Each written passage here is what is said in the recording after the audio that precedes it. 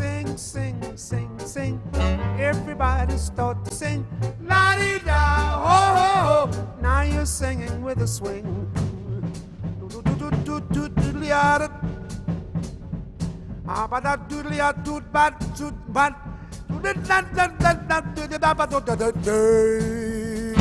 Welcome to this special edition of Italics, the second in our month-long series of special programming celebrating October as Italian Heritage and Culture Month here on CUNY TV. I'm your host, Anthony Tamburri. Each October, New York State celebrates Italian American heritage and culture. What began as Italian Culture Week has grown into a month-long itinerary of numerous events spanning the city, state, and country, attracting international participants and arguably having become the largest celebration of all things Italian outside Italy. On this special edition of Italics, we'll go to the John D. Calandra Italian-American Institute for conversations with New York Assemblywoman Donna Lupardo, President of the New York Conference of Italian-American State Legislators. And Professor Robert Viscusi celebrates the latest publication, Ellis Island, published by Bordighera Press.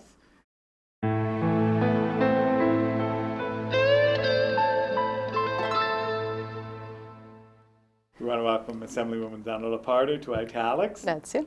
In addition to being the Assembly member for District 123, which is Binghamton, the Binghamton area, you're also the current president of the New York State, or the New York Conference of Italian American State Legislators. It's a mouthful. It is, and which has a conference every year, a meeting every year, an afternoon of activities. More recently, it's been an afternoon of activities, and then it ends with a wonderful evening at the community center, the Italian American Community Center in Troy.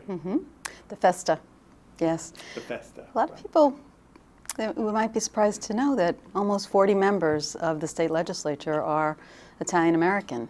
And we hold an enormous amount of influence at the state capitol, not only with our governor and our comptroller being of Italian heritage, but many members of the Assembly and the Senate.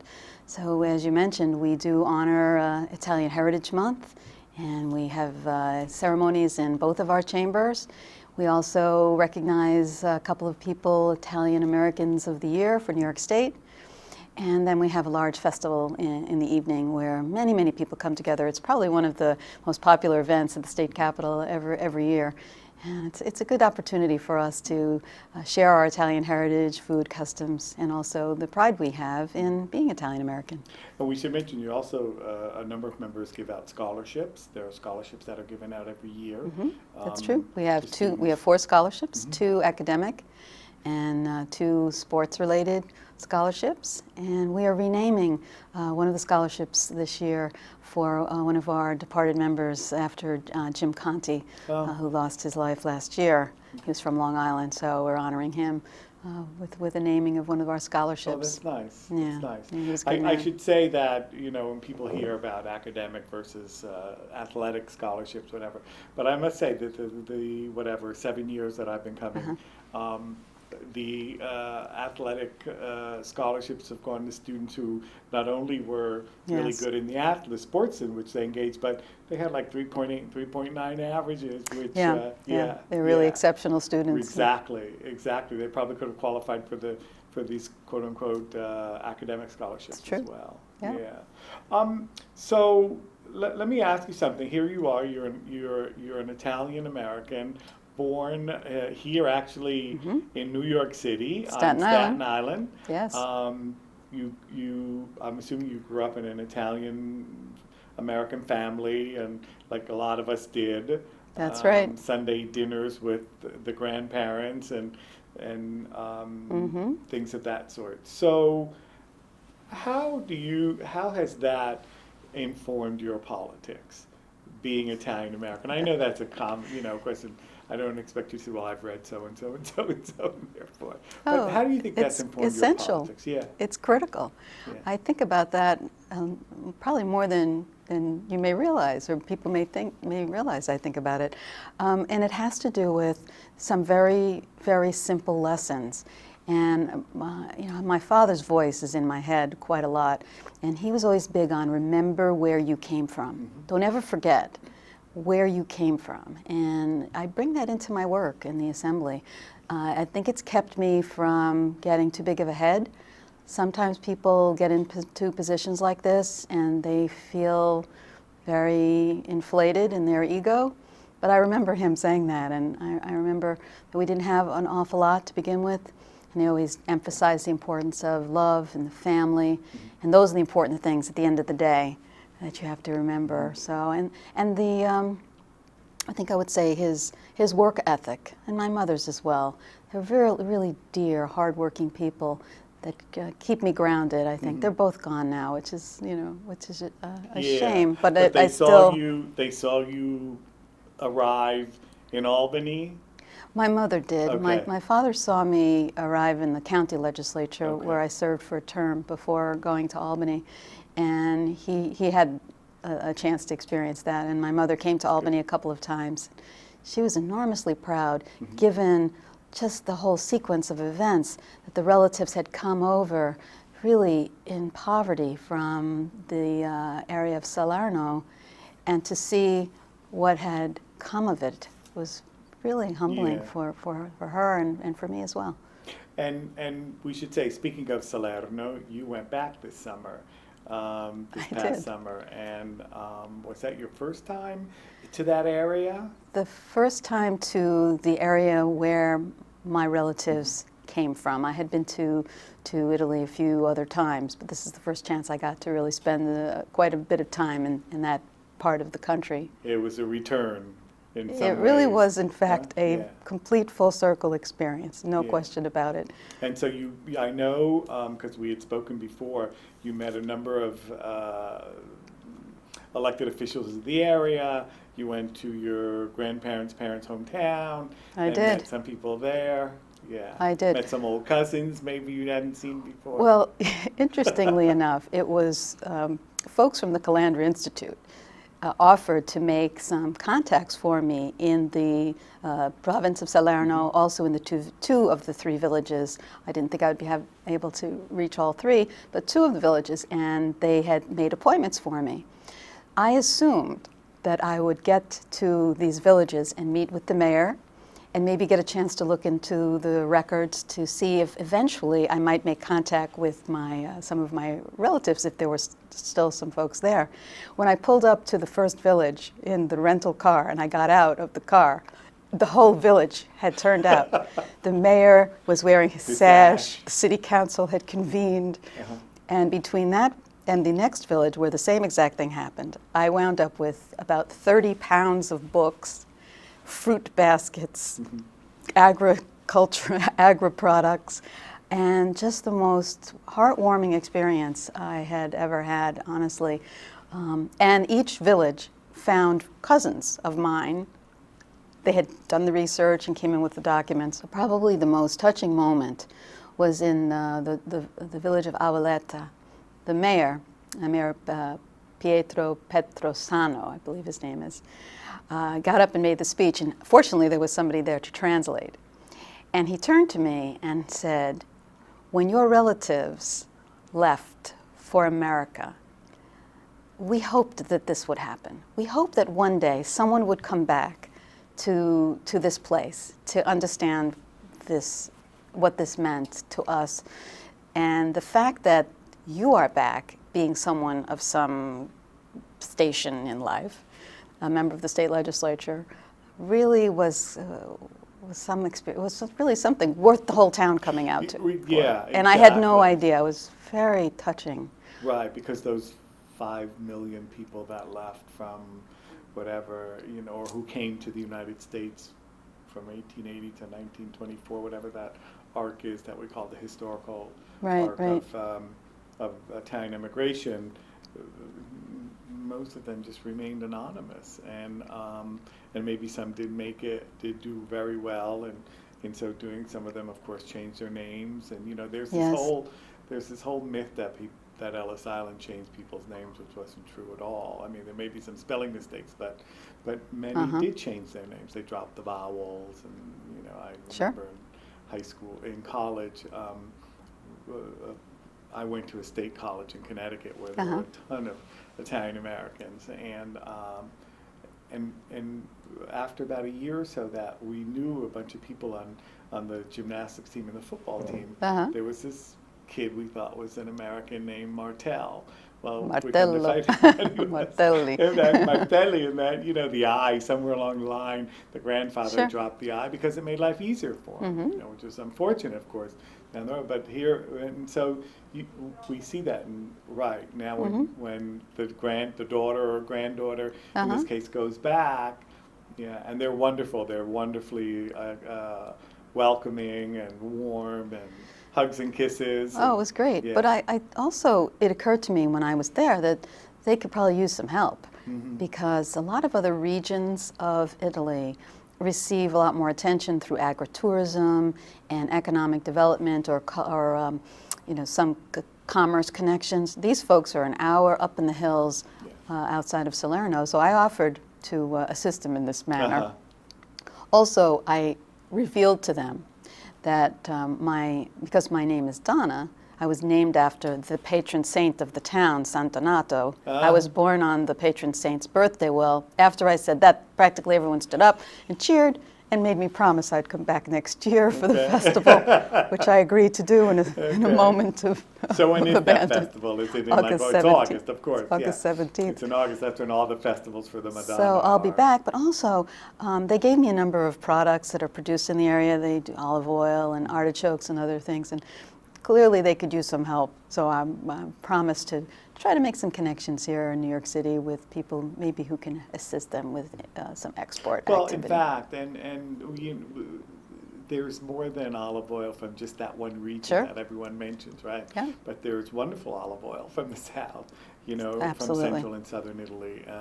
There are wonderful wines from the areas that are not Piedmont and that are not Tuscany. Sure. But there are other places, and Sicily, of course, now has a reputation of having some good wines. But Puglia now is coming up with its own reputation. But even in other parts of Italy, there are wonderful wines too, and there's no reason why we can't have that selection as well. Yes. So I'm going back. Good. But we need to talk about maybe a trip also with some other legislators and go back and do something like that. I think that would be good because I'm sure it's opened you up in a way that you probably had some inkling you would be thinking a little bit differently. But when you engage in a trip like that and you have the opportunities you did to meet all the people you met from all different levels of the city administration and just sort of the general population, it makes you think.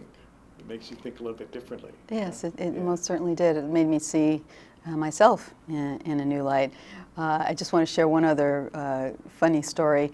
Is at one of the villages, we were at Pola, and I came in with photographs my parents had taken when they were on a trip there in the early 70s. And I had a picture of a young boy on a donkey being led by his father. And I came in with the picture, and the person that they had located, it turned out, was this boy, who was now in his 30s. And I also had a picture of the family with my parents. He came in with this exact same picture that had been taken at the same exact moment, and we had this moment. And I think I shared a picture with you of this moment. We were both holding the same exact photograph, and just to have that happen was great. But now I'm frustrated because I can understand Italian, but I don't speak it very well. So it's my mission for the coming years to learn specific. Learn Italian. Maybe we need to set up some Italian classes up in Albany. We can. At the very least, I need to understand questions like, how do you make that bread? I need conversational recipe making. Those sorts of conversations. Did you get a chance at all to look at some of the administrative or political workings and to see how their city council works as opposed to maybe ours, or did a you little notice bit, any? a little bit, but it's hard for me to ask that level of question. That's the kind of thing I want to learn more about. You know, when I work on my language skills, I want to be able to ask those questions. But well, let's hark back a little bit. You mentioned the Calandra Institute and how the one person who was instrumental in helping you get the connections was our distinguished professor, Fred Gardefay, who actually was on a Fulbright teaching at the University of Salerno a couple of springs ago, and so Yes. you know it's really intriguing how all these connections are made that are at the beginning. What would Garda Fay teaching in Italy have anything to do with Assemblywoman Lupardo, right? Yes, and he stayed at Vietri sul Mar. He did. Where we stayed. Oh, you the did? Ceramics, Oh, you stayed the there? ceramics Oh, yeah. capital. Yeah. And Was so, and I should say that the Calandra Institute exists since 1979 because the State Assembly then and now has and continues to be a great supporter of the Calandra Institute, and we're funded to the tune of like 90% of what we do from what you all give us. And that is really unique, I think, within the world of Italian America, and I say that nationally. I don't think that exists anywhere else in this. I don't think there is anywhere else in this country that there's that type of support for an Italian American institute or initiative or program of that sort. And you know, that's one of the things for which you all, the 40 plus members, should be really proud, I think. And those who were there and who are no longer there but are still with us, you know, on this earth, should be really proud, because I try to use it as an example of what other people can do around the country, not just elected officials, although including elected officials, but also those who are in those major national organizations. Yeah. I agree. It's very important. It's a good commitment for us. Because you have been part of our Italian Oral History Archive, which is something we developed a few years ago on interviewing individually Italian American elected officials, and we started with the state. And again, you all, a number of members, proved generous in helping us get some of the seed money to launch that. There's very little on Italian American, the Italian American body politic in general. I mean, there are tons of books on LaGuardia, and there are tons of books on someone like Vito Marcantonio, you know, those historical figures. But on the idea of Italian Americans as elected officials, there's very little. And why do you think that is? I don't know why that is. I'm curious. You know, part of my thought is that perhaps while we hold on to a lot of our culture, we seem to want to be mainstream in certain areas when we really don't have to be, you know. And I'm hoping not only the example of you guys in Albany, but I'm hoping that someone like a Sergio Marchionne now, who is the head of Chrysler and, you know, Fiat and Chrysler, that he's a little bit different from the regular sort of executive. First of all, he walks around in a crew neck sweater most of the time and not a suit and tie. And so I don't know, you know, why that is. I don't know why. Maybe it'll swing back. Maybe people overcompensated a little bit. Yeah, exactly. Yeah, and because what I've noticed, and you know, you maybe have some little insight on this, is that the younger Italian Americans, they may do it differently, but they articulate a pride in being Italian. They do it differently, you know, whether it's something as some people have found unpleasant as Jersey Shore or whatever, but they articulate a little bit differently. Yeah. I don't know if you've noticed that with some of the younger Italian Americans that have come your way. Yeah, I've noticed that as well, but yeah, that's all right. Yeah. So, and it seems to me that that's one of the things we need to work on, is having a much more broad, geographically speaking, conversation. Because I think we do it well in New York. I think we do it very well in New York, starting with you guys. And who knows, you know, we may have 3 important positions as of November, whenever election day is. We already have the governor. That's right. We already have the state controller, and maybe we'll have a mayor as well who's Italian American. Never know. Yeah. And he won't be a Republican Italian American. That's no. Yeah. I think somebody said there hasn't been for the last 20 some odd years, there's been a Republican mayor of New York. True. Yeah, since like 1989, is that right? Something I like think that. So. Something like that, yeah. So what about you? What about you? You're assembly member from Binghamton. you're comfortable there? You have aspirations to go? I do not. I do not. This is a pretty big deal for me and for my family. Yeah, this is a very good spot. I'm starting my 10th year. I have seniority. I chair a committee. I have a number of leadership posts. So yeah, I like this very much. And at my age, this is a good place to be. Now you both the Assembly and the Senate, every 2 years you're campaigning. That's true. And that has to be a challenge in itself. It most definitely is. Yeah. You have to raise money.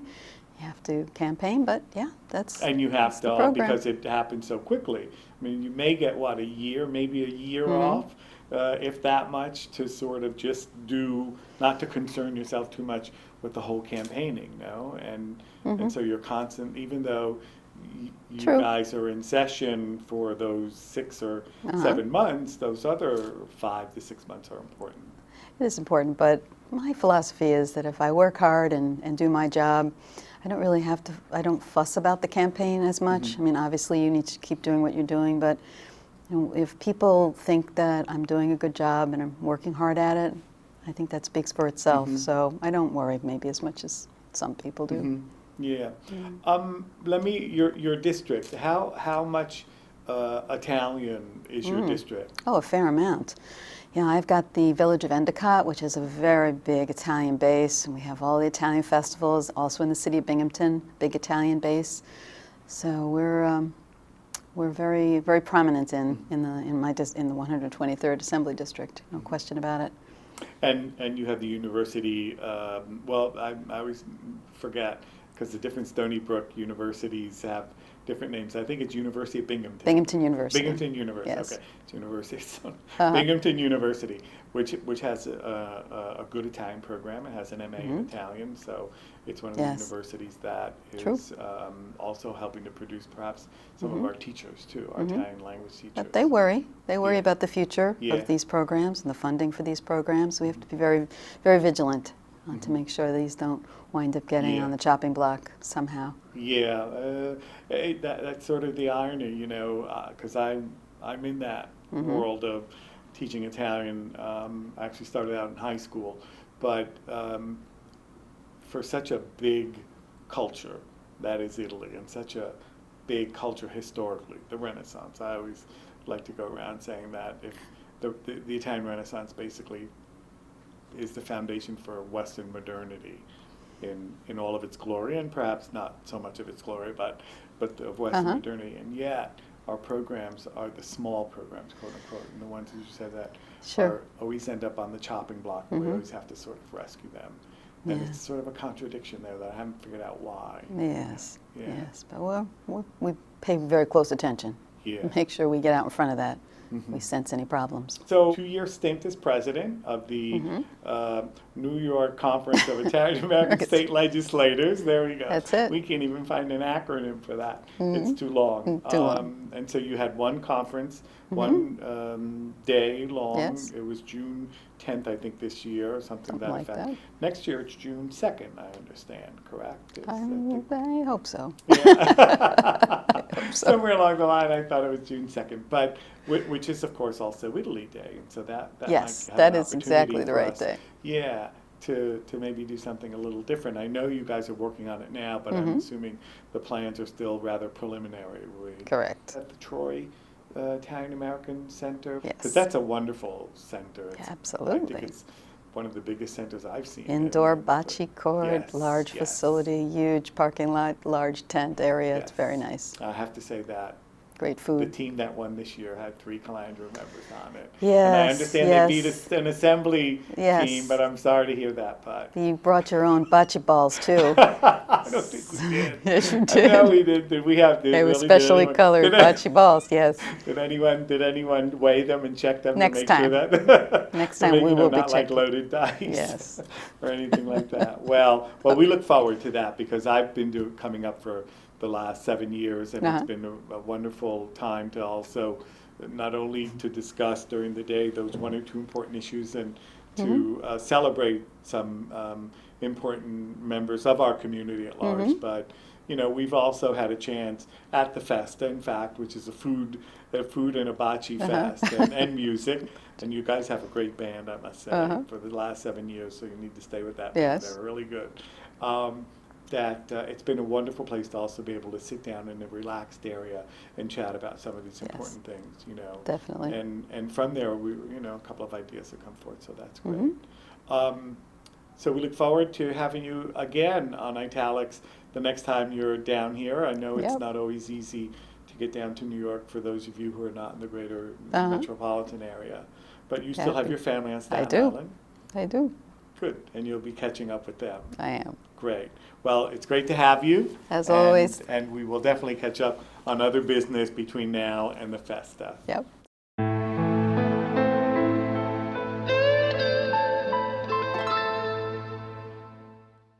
Professor Robert Viscusi, welcome to Italics. It's good to be here. We're here to celebrate your latest publication, which is Ellis Island, published by Bordighera Press.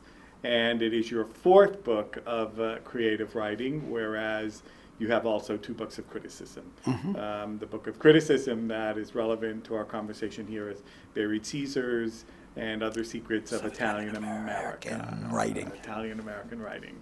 Right. So, but it is more than a book about Italian-American writing. It's also a type of social history, I should say, as you sort of weave it through your literary analysis. But I do want to talk to you about Ellis Island. It is a major, in every sense of the word, a major work, because it's major in the sense of big. It's 624 sonnets. Right. That are some in free verse, some traditional, some very long verses, and some of them are more narrative than lyrical, somebody might say, and so on and so forth. But they cover basically every bit of the thematical world of Italian America. I would submit to you, the author. That's great. That's sort of what I intended, but you know, it's a hard thing to do, really. So let's talk about the title. Let's start with the title, Ellis Island, right? And there is something graphic about the title as well, because it's Ellis Island and it's all in small letters. That's the first thing. The second thing, of course, is what Ellis Island means as this phrase and what images it conjures up in people. And you have an afterword here in which you talk about Ellis Island as an institution. And you mentioned other institutions, including Sing Sing. Sing Sing and Creedmoor and those places. And so that's a very curious coupling that you make there. But tell me more about that. Well, my mother and her mother came through Ellis Island in 1919. My mother was 3.5 years old, and her mother was about 24, 25. And her mother had been very sick on the journey. In the ship was called the Europa. It's a nice bit of allegorical convenience that I used in the poem once or twice. She had been incredibly sick, and they were quarantined. And because they didn't send them back because she didn't have one of the diseases that they send you back for, and her husband was already here, and he was waiting for them, but they wouldn't let her off Ellis Island. And they separated them. They put my mother, I don't know where, some other ward, shaved her head. And she was 3.5. And she was separated from her mother for about 3 weeks, 3.5 weeks, something like that they were there. It left a permanent mark of terror and trauma in her. When I was a child, let's say my mother was, say, 40 and I was 15, we went once, more than once actually, to Staten Island in the Staten Island ferry, because the bridge wasn't open yet. And when we would pass Ellis Island, she would say, look the other way. She didn't want us even to look at it. And they did the same thing when we passed Creedmoor, which was a famous, they used to call it an insane asylum. I'm sure that's not the word we use now, but I don't know what the word we use now is. Very, very big, right next to the highway in Valley Stream or somewhere. And the feeling was that these places were like dark holes, you know. They would just pull you right in if you didn't watch out. And Ellis Island was in that category with, they would come in with Creedmoor and with Sing Sing. They would come with a wagon and, all that, and Sing Sing, and there were institutions of the state that you wanted nothing to do with.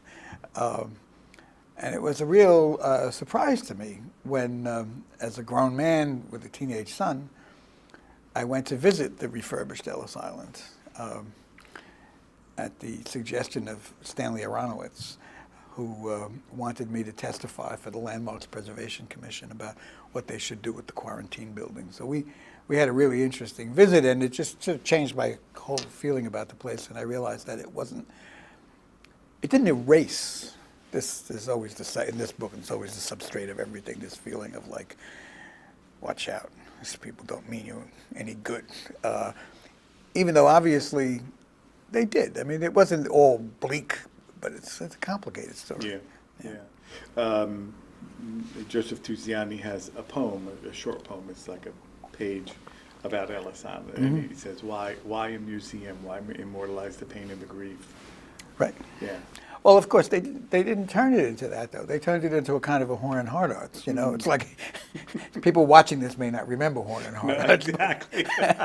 It was the most wonderful cafeteria in New York history, the Automat. Yeah, the Automat.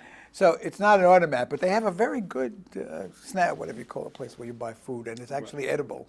Not cheap, but good. And they have tours set up and things of that. Yeah. Well, of course, now, alas, it's shut. It is. Right. After the Hurricane Sandy. I keep calling it Katrina, which is wrong, but mythologically it's right. But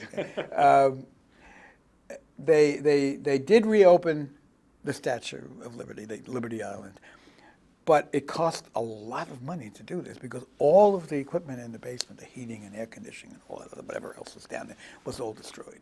The wiring, everything's got to be redone. And they moved from Ellis Island, where they had a vast archive of all kinds of things, registers and records and that kind of stuff, and also photographs and correspondence. All of that stuff apparently was moved to someplace off-site, maybe in Virginia, someplace down there near Washington, Maryland, something. I can't imagine when they're going to be able to raise the money to do it, because they hardly could find the money to do the statue, which was a much more straightforward job, mostly just machinery, I think. Yeah, your Ellis Island, it's about Italian America. It's about the Italian American experience then and now, and you address some important issues, very significant issues that maybe some of them we don't address, but it's accented in many ways, and towards the beginning, I was pleasant. I chuckled at the accent that you actually give yes. one or two poems. Yeah. As I just sort You're of, telling me what thing you wanted me to know. Exactly. We have that, but it's done nicely. I mean, you're not. It's the only line in the whole poem that's like that. It's like Tia Gully. Yeah. You're not making fun. But very soon thereafter, I would say, in that poem, for those who are going to get the book, that's poem 1.7. We should say the poem, the actual work, Ellis Island, is broken up in a series of books that are then have their own subsections and so on and so forth. So there are 52 books. Right. Each book has 12 sonnets. So book 1 has book 1.1, 1.2. And the logic of that, which is this is poet's logic, it occurred to me. It's your poetic license. Exactly, which I made ample use of, and didn't get a ticket. It occurred to me when I started, there are all kinds of sonnet sequences, but I had never heard of this. But it occurred to me that 12 sonnets has the same number of lines as there are hours in a week. 12 times 14 equals 7 times 24. 12, no, what, is that right? No. Yes, 7 times 12. 168. Yeah. So that it just dawned on me, wow, I can make a poem that will be a solar year and will then incorporate in its corporeal or spherical structure the basis of migration, which is that the world is round. which is actually quite important. No one talks about it anymore, but it actually matters a lot. In 2013. Right. Yes. So that was 1.7. You telling me what thing, whatever. Yeah. But one of the very important things, there are two other poems at the beginning that I think are very significant, 1.9 and 1.10, in which 1.9 you say, into the still haze the Italians brought red food. There's a whole color thing you play with, and then you say, and the Italians brought a green oil that made the food green under the misty blur that wore black hair, and rode black horses into the dreams of white women. And for me, it's clear that white women are not Italian women here. Right. And then you go on into 1.10 and you say something else, which really nicely complicates the issue, and you refer to Latin. Latin, of course, being today the classical language, and if you're erudite, you know Latin. If you don't know Latin, you're not erudite, and all that stuff. So we have here, in these first two poems, both, well, we have a number of things. We have class, number one. We have race, number two. And, of course, we have gender, number three. So we have these three issues at the very beginning of the poem. And also, in the Foucauldian sense, discipline. They didn't want to teach us, at least at the high school, Jesuit high school I went to, they didn't want to teach us Italian. They didn't. You couldn't take Italian there. But you could take, in fact, you had to take Latin. And I even said, I don't think this is in the poem, I've said it other places, that I once said to one of the priests who was teaching this that I liked learning Latin because it was really, Italian. Proto-Italian. And, well, the words were the same. Any of the words were the same, even as in English. And he said, no. The Italians had nothing to do with the Romans. And I thought, what did they do? Just ship them, all the Romans away, and they brought in these Italians from where? Yugoslavia, probably. And because he was Irish, I don't know what he even knew about it. But they were, it was like an Arturo Schomburg moment, Arturo Schomburg, in case not everyone knows, was a black Puerto Rican kid in Puerto Rico in maybe the first grade. And the teacher was talking about the history of Puerto Rico, and it was all white people, the history as he told it, Spanish explorers and like that. And the kid raises his hand and he says, what about the black people in Puerto Rico? And the teacher said, oh, black people have no history. And so our little Arturo conceived the ambition of finding out about this, and whenever he could, he would buy books about it, and he eventually built a massive collection, which became the nucleus of the Schomburg Library up on 135th Street, I think it is, 138th Street, Lenox Avenue, where which was the biggest center for the study of African American history and culture, a huge center of research. Well, these insults that seem so small to the people who administer them become like permanent disfigurements in the souls of the people who receive them. Well, and that's and your choice of words right now, these insults would seem so small, are indeed great, create great issues, right? Leave indelible marks. Right. In many circumstances. Is something somebody might say we still face today.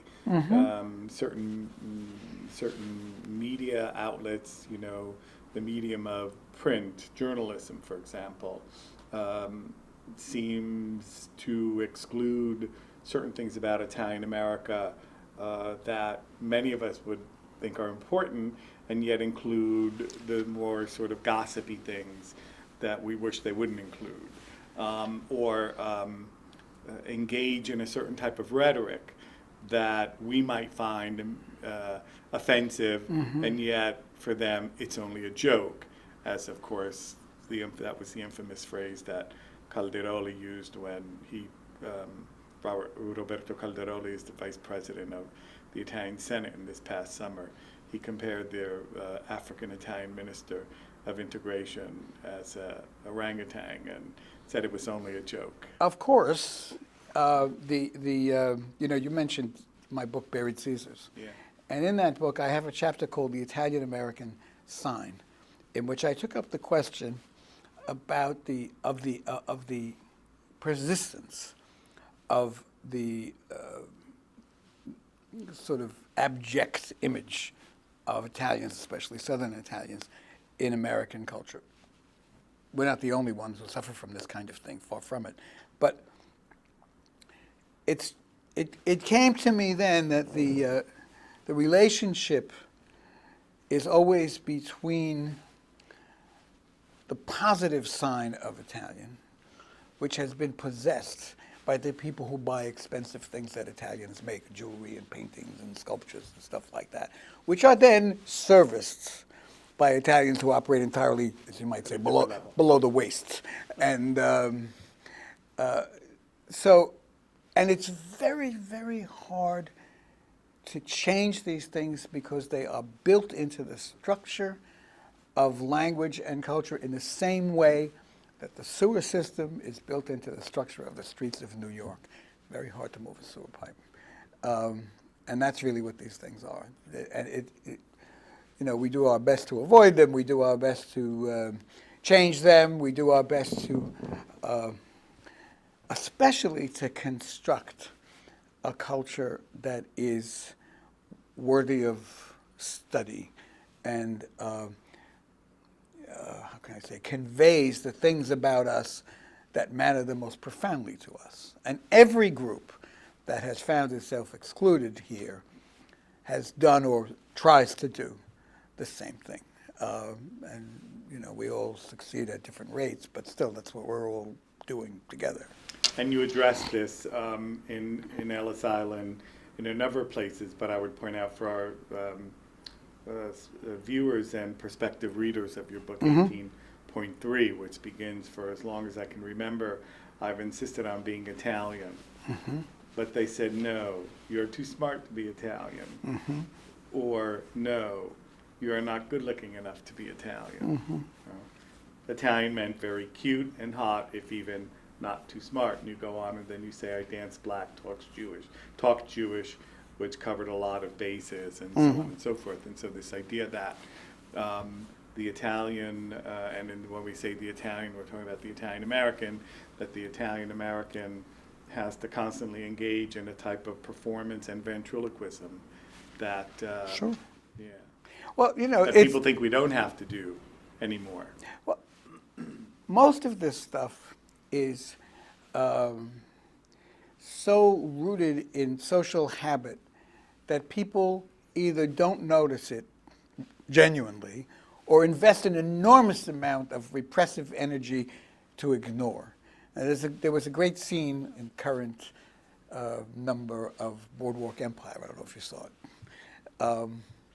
The story at this point is that an ally of Nucky Thompson, who was the boss of Atlantic City, is a black man who Nucky has supported in his effort to open a nightclub on the boardwalk. And so it's a great nightclub. The only thing, and this black man runs it, the only thing is black people can't go there.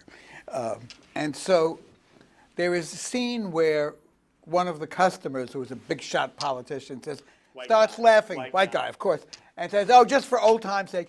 And he rubs his head to his hair, you know, which is different from the white guy's hair, who actually got white guys bald mostly, I think. And, you know, the insult is vivid, and, you know, the Scorsese design, this is quite brilliantly done. These things go on all the time, and for the most part, people just pass them by. And I mention that because I think it's really important for us to understand that these things which bedevil us also bedevil other people. I know when a lot of people didn't like Jersey Shore. And they went on and on and on about why do they do this only to Italians? And I thought to myself, this is MTV. What have they done to African Americans? I mean, think of all of the videos of rap groups doing dreadful things that were presented as like typical African American behavior. you know, we should complain about that too. We shouldn't only complain about things that bother us. Right. Yeah. Yeah, and you know, that is an issue. Where what do we do with that today, and how do we talk about ourselves in relationship to other groups? Because I was contend that while Italians have suffered, and you know, one of my sort of little gigs is to do a PowerPoint on the representation of Italians in the media from the late 19th century, and what we see is some really horrible things, horrible depictions. Where rats, we're depicted as rats with human heads and so on and so forth. But we haven't suffered some of the atrocities and the tragedies that others have, and so it's a nuance there that a dance we have to sort of do, in a nuance in which we have to engage, it seems to me. Right. Well, I think that when we represent our suffering and critique our representations, the representations that are imposed upon us by others, I think it's very important that we always do it in a context of understanding that this is a common struggle of oppressed peoples, whether they're American Indians or Southeast Asians or any, you know, everybody. And I thought it was, you know, the weight of the arrangement is so heavy. I was stunned. I don't know if this had the same effect on you. Just before the primary, which Bill de Blasio won, a man who adopted an Italian name. Yes. God bless him. The mayor, who was worth $20 billion, or something in that neighborhood, complained that when de Blasio talked of a tale of two cities and complained of the closings of hospitals that serve poor people, that he was engaging in class warfare. Now, this is the mayor who closed those hospitals. This is the mayor who doubled the price of a tennis court application, whatever, in the public parks of New York City. I mean, in a way, he's been a very competent mayor. I don't want to totally guy him, but to call that class warfare gives you an idea of how nervous it makes people who live on the top of this mountain every time there's any little rumbling way down there among the peas under the mattress, you know. So it's important that we do it, and it's important also that we do it, it seems to me, collectively, you know, with other people, the way the unions used to do, you know, not just me. You know, I remember back in the bad old days of the ethnic pride movements of the early 90s, you know, there were people who would say, yes, we've suffered all this, blah, blah, blah, blah, blah. And as you said, very rightly, there's been a lot of suffering, but we've also done a lot better than a lot of other people. And I said to one of these guys, I said, tell me, how many Italian Americans do you personally know that do not own a house or whose kids haven't gone to high school? I mean, those are important facts, you know, and you they don't cover everything, far from it.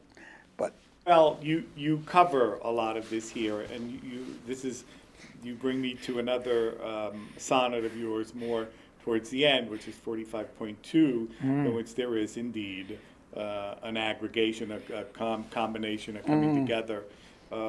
And we can say, if we seeing how both you and I have studied Latin, a conversation in the Latin, in the etymological sense, a cum vertere, a coming together, right, of that, and where we say we see here, and of course we're dealing with language as well. Italian-American language has many Irish elements. Many Italians fell in love with Irish in school, and after school they married many Irish. Many Irish fell in love with Italians who acquired much of the Irish music and so on and so forth, and it goes on, the poem, which I will ask you later to read in its entirety. It's the story of my life. You know, my Irish wife, Nancy O'Shea, made me an Italian, really. I was reluctant to identify as an Italian, but after we got married, she wanted to go to Italy. I said, no, because I got all of my ideas of life in Italy from Ignazio Silone, and my grandmother. Yes. About how poor they were in Abruzzo, and they had to have the animals in the house so they didn't No die of the running cold. water, And no running water, no electricity. But so we went, and of course it was nothing like that. And I was totally floored by how it was, and it just has changed my whole life. And we went back there and lived there. We learned Italian. Our kids learned Italian. And we became basically addicts. And you did, in fact, you learned Italian. I did. At a late age, Well, I was about 45, yeah. Yeah, and I always use you as proof that it's never too late. Well, you have to append to that, though, that this is a man who was really basically pathologically immature. So I was able to convincingly pretend to myself that I was 2 or 3 years old when I was learning Italian, and that helped. Well, it does, but what you're saying is that you unlearned certain habits. You unlearned, or you freed yourself from certain learning habits. And it's hard because I did two things. You have to work at that. I did 2 things. I listened to tapes, cheap living language tapes, 2 little tapes. I listened to them, and then you repeat them, and I didn't look at the book. I didn't want to know how it was written. Yeah. I didn't want to know the grammar, because I figured a 2-year-old in any country learns the language perfectly. If the grown-ups speak it perfectly, the child will learn it perfectly. So why don't I just do that? And that's what I did. And so I learned to hear it, which is very important, and I learned to reproduce the sounds, which is also very important. Hopefully, our viewers will be inspired to, first of all, go get your book, and second of all, think further and perhaps a little bit differently about our Italian-American experience, so they can look at it through a prism. I'm going to ask you to read this poem as we close. This is book 45, poem 2. Yes, 45, poem 2. And I read the first part, but I will ask you to read the whole thing from the beginning. Right. Thank you. Just one thing I want to say before I read this. A lot of this poem takes place on Ellis Island, or around, or in a boat going to Ellis Island, or something like that. But a lot of it just has to do with going back and forth. And it uses Ellis Island, really, as a figure for the world that we live in. The issues that first descended on people at Ellis Island don't really go away. They take new shapes. They continue to be part of the environment. And this poem, which is about language, is one little example of that. It's a little funny compared with some of the others, but as Anthony said before, it covers a lot of ground, this poem. Italian-American language has many Irish elements. Many Italians fell in love with Irish in school, and after school, they married.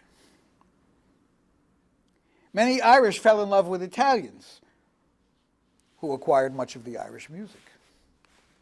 Boston, Dublin, Brooklyn, Dodgers, Brogue belongs to Italian-American Jimmy Durante. Another example is Frank Sinatra, who speaks Jersey City Irish cop. Irish-American language has many African-American elements. Bing Crosby sings St. Louis blues, African Creole, scat, bop, skidoo, hello, my baby. Italian-American language has African-American Louis Prima Strutter's ball tongue. Has Irish-American, African-American, as in Perry Como's Sicilianisms. I love to listen to Dean Martin and count the Jewish comedians and the Irish nuns. He sees them in his voice, and they hear him in their wedding dress photos. Jesus himself speaks a kind of British, African-American, Irish, Italian-American. You hardly ever see him, except sideways, and almost can't hear him speaking softly. He could be Valentino. Thank you. Thank you.